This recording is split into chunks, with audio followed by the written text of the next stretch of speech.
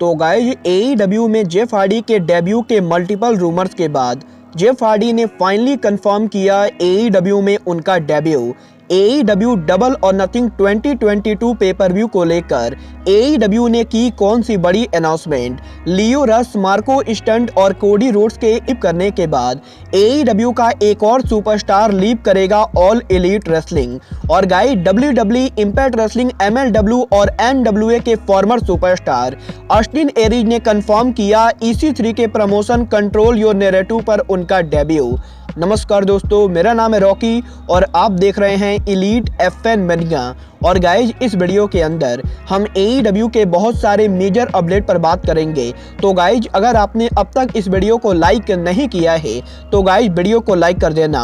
But guys चलिए अब बिना किसी देरी के शुरू करते हैं इस वीडियो को। और गाइज सबसे पहले बात करते हैं WWE के farmer superstar the charismatic enigma Jeff Hardy की। वेल गाइस बात करें यहाँ पर जेफ हार्डी की तो गाइज जैसा कि हम सभी जानते गए, जब से WWE ने जेफ हार्डी को रिलीज किया है तब से ही जेफ हार्डी के एईडब्ल्यू में डेब्यू को लेकर डेली कोई ना कोई बड़ी रूमर आती गए। और गाइस यहाँ पर जेफ हार्डी के real life brother Matt Hardy ने भी काफी बार इंटरव्यूज और सोशल मीडिया के ऊपर जेफ हार्डी के एईडब्ल्यू में डेब्यू को टीज किया है। और गाइस यहाँ पर ये चीज लगभग कंफर्म मानी जाती गई कि जेफ हार्डी के नॉन कम्पीट क्लॉज के ओवर होने के बाद जेफ हार्डी एईडब्ल्यू पर उनका डेब्यू करेंगे। और गाइस एईडब्ल्यू में हमें हार्डीज का रियूनियन देखने को मिलेगा।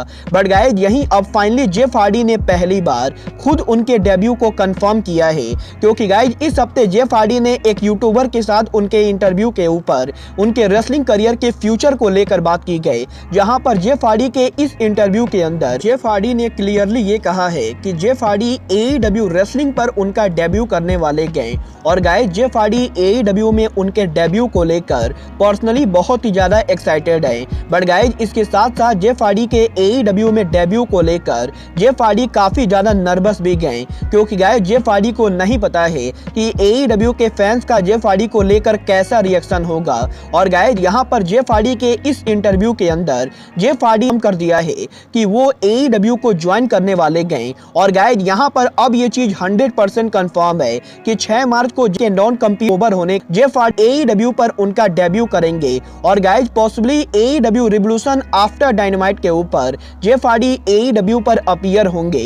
वेल गाइज आप सभी हार्डी के डेब्यू के लिए एक्साइटेड हैं या नहीं, आप सब मुझे कमेंट करके बताइए। बट गाइज चलिए अब आगे बढ़ते और बात करते हैं एईडब्ल्यू से रेसलर्स के डिपार्चर की। वेल गाइज जैसा कि हम सभी जानते गए, कोडी रोड्स, लियो रस और मार्को स्टंट, इन तीनों सुपरस्टार्स ने एईडब्ल्यू को लीप किया है। जहां पर कोडी रोड्स ने एईडब्ल्यू को अपनी मर्जी से लीप किया, तो गाइज वहीं लियो रस और मार्को स्टंट के कॉन्ट्रैक्ट ओवर होने के बाद इन दोनों को नया कॉन्ट्रैक्ट नहीं मिला है। और गाइज एईडब्ल्यू के इन 3 रेसलर्स के एईडब्ल्यू को लीप करने के बाद एईडब्ल्यू का एक और बड़ा सुपरस्टार एईडब्ल्यू को लीप कर सकता है। और गाइज ये सुपरस्टार और कोई नहीं बल्कि एईडब्ल्यू सुपरस्टार एंजेलिको हैं। वेल गाइज अगर आप एईडब्ल्यू कंपनी को 2019 से फॉलो कर रहे गए तो गाइज आप सभी को मालूम होगा कि एईडब्ल्यू ने कंपनी के शुरुआत के ऊपर ही एंजेलिको और जैक इवेंस को साइन किया था। और गाइज 2019 और 2020 के ऊपर एंजेलिको और जैक इवेंस रेगुलरली डायनामाइट पर कंपीट करते थे।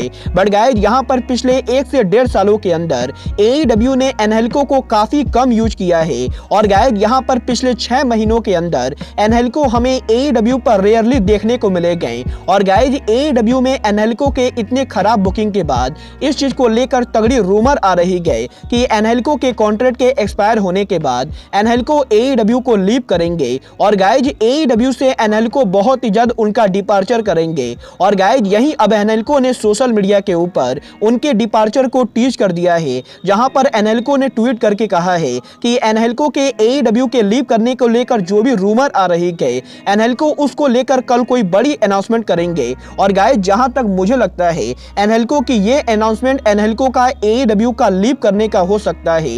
वेल गाइज देखना बहुत ही ज्यादा दिलचस्प होगा कि कल एंजेलिको उनके करियर को लेकर क्या अनाउंसमेंट करते गए। और गाइज क्या फाइनली कल एईडब्ल्यू को छोड़ के एंजेलिको एक बार फिर से इंडिपेंडेंट रेसलिंग पर उनका करियर शुरू करते गए। बट गाइज चलिए फिलहाल आगे बढ़ते और बात करते हैं एईडब्ल्यू के अगले बड़े पेपर व्यू AEW रिवोल्यूशन 2022 की। वेल गाइस, जैसा कि हम सभी जानते गए AEW का अगला बड़ा पेपर व्यू रिवोल्यूशन 2022 होगा। बट गाइस, यहाँ पर रिवोल्यूशन 2022 के बाद AEW का समर में सबसे बड़ा pay per view AEW double or nothing होने वाला है, जो कि AEW का इनॉग्रल पेपर व्यू था। और गाइस, यही AEW डबल और नथिंग 2022 को लेकर AEW ने बहुत ही बड़ी अनाउंसमेंट कर दी गई, जहां पर AEW ने कंफर्म किया है कि 2 सालों तक लगातार जैक्सनविल में double or Nothing pay per view होने के बाद AEW एक बार फिर से उनके double or Nothing pay per view को मेजर अरीना में कराने वाली गई। और गाइस, AEW एक बार फिर से double or Nothing pay per view को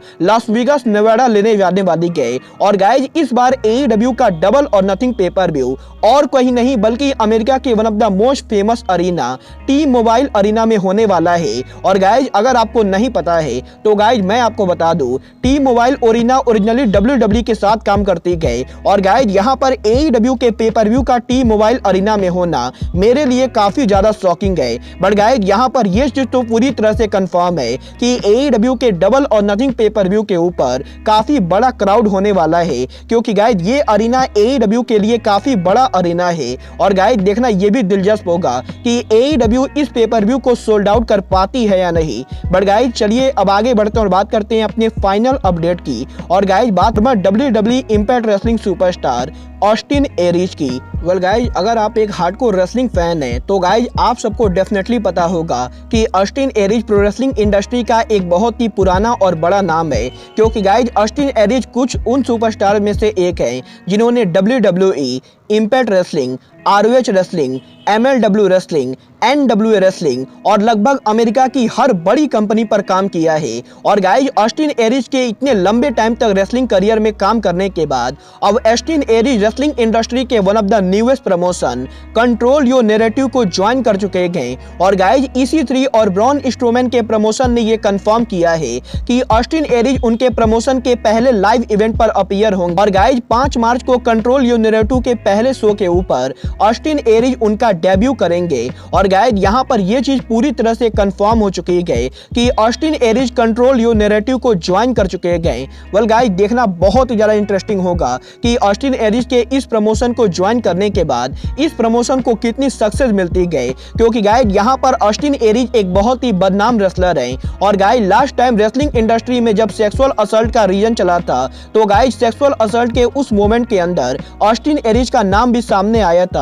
और गाइस, इसीलिए अमेरिका की कोई भी बड़ी कंपनी ऑस्टिन एरिज को साइन करने से डरती गए। बट गाइस, अब जबकि EC3 के प्रमोशन ने ऑस्टिन एरिज को साइन कर दिया है तो गाइस देखना बहुत ही ज्यादा दिलचस्प होगा कि EC3 के प्रमोशन पर ऑस्टिन एरिज के डेब्यू को लेकर फैंस का कैसा रिएक्शन होता है। और गाइस, EC3 का ऑस्टिन एरिज को साइन करना EC3 को कितना भारी पड़ता है। वेल गाइस, यहाँ पर EC3 के प्रमोशन में और कौन कौन से बड़े रेसलर्स आने वाले गए, इस चीज को लेकर मैं संडे को स्पेशल वीडियो लाने वाला हूँ, क्योंकि गाइस EC3 के इस प्रमोशन के अंदर EC3 ने और भी बहुत से बड़े रेसलर्स को साइन किए हैं। और गाइस, इस प्रमोशन को लेकर मैं संडे को डिटेल वीडियो में बात करूंगा। बट गाइस, अब आज के इस वीडियो में बस इतना ही। मैं मिलता हूं आपसे अपने अगले वीडियो में। बट गाइस, तब तक के लिए just like Kenny Omega says, goodbye, good night and bang.